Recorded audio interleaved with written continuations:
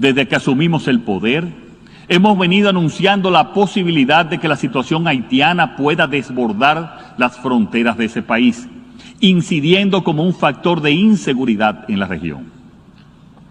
De ahí la necesidad de que esta comunidad de naciones asuma con urgencia y de una vez y por todas la crisis haitiana como una de altísima prioridad y de permanente seguimiento. Hemos notado que recientemente algunos gobiernos han adoptado medidas para afrontar las consecuencias de la crisis haitiana.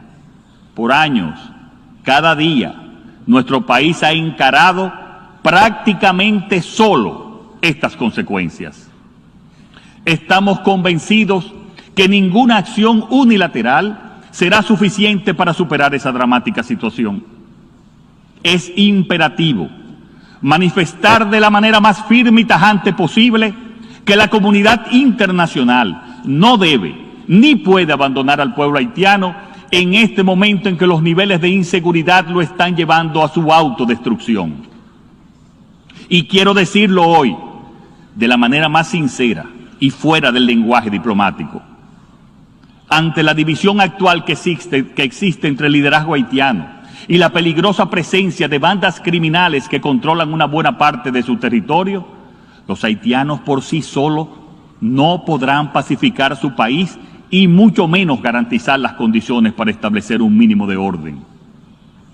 Consecuentemente, lo más importante e inmediato es la seguridad en Haití.